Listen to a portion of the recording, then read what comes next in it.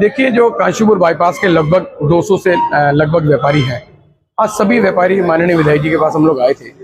और जो लाल निशान लगे हैं आज सुबह 75 फुट पे दोनों तरफ, तो माननीय विधायक जी से हमने कहा कि देखो विधायक जी, ये नाइंसाफी हो रही है। विकास होना एक अलग, डेवलपमेंट होने एक अलग बात है और काम होना एक अलग बात है।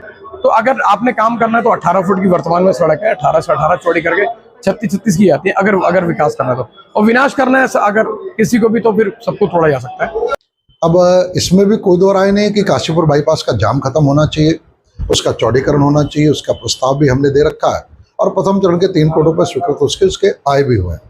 लेकिन साथ ही साथ मेरा हमेशा मान रहा है कि चौड़ीकरण के साथ साथ व्यापारियों का न्यूनतम नुकसान हो, कम से कम व्यापारियों का नुकसान हो और वहाँ का जाम भी समाप्त हो जाए। ऐसा कोई रास्ता निकालने के लिए हमारी सब चर्चा हुई थी, प्रशासन से भी हुई थी। लेकिन अब तो ये माननीय उच्च न्यायालय के निर्णय के कारण से हो रहा है, तो चौड़ीकरण का विषय तो उसके साथ बाद में जुड़ेगा।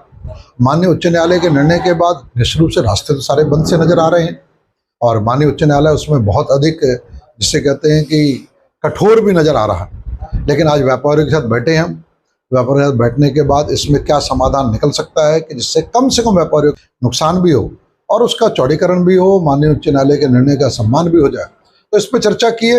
अब मैं जिलाधिकारी महोदय से, हमारे कमिश्नर दीपक रावत जी से, साथ ही साथ हमारे जो मास्टर प्लान है, जिला विकास प्राधिकरण है, सभी जितने इसके स्टेक होल्डर हैं उनसे चर्चा करूंगा और हम पूरा प्रयास करेंगे कि कोई ना कोई माननीय उच्च न्यायालय के निर्णय का सम्मान करते हुए इन व्यापारियों का कम से कम नुकसान हो, इसका प्रयास करते हैं। तो विधायक जी को हमने कुछ टेक्निकल बातें बताई हैं जिसके अंदर हम विचार कर सकते हैं और बहुत सारी चीज़ें हैं जो विधायक जी को हमने अपना एक सुझाव दिया है। तो विधायक जी ने अपना सुझाव दिया है, मुझे लगता है कि उस सुझाव में अगर वर्किंग होती है तो उसमें हमारे व्यापारी लाभ मिलेगा। लेकिन मैं एक बात और भी कहना चाहता हूँ, व्यापारी ये जो विकास का बाधक नहीं है, व्यापारी अतिक्रमण का पक्षधर नहीं है।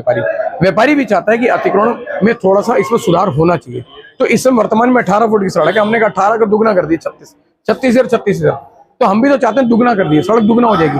तो अगर दुगनी सड़क होती है तो ये जो जाम की समस्या भी समाप्त होती है, व्यापारियों को घर भी चलते रहेंगे।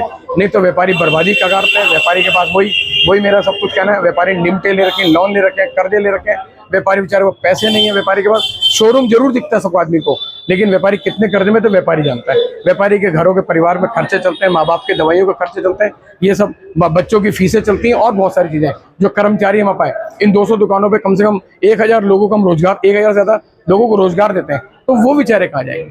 तो सब चीजों पर हमें संवेदनाएं रखते हुए बड़े प्यार से, आराम से, और मैं अधिकारियों से भी कहना चाहता हूँ और विधायक जी से बड़ी सामने करी बात, तो मुझे लगता है कोई बीच का रास्ता जरूर निकलेगा।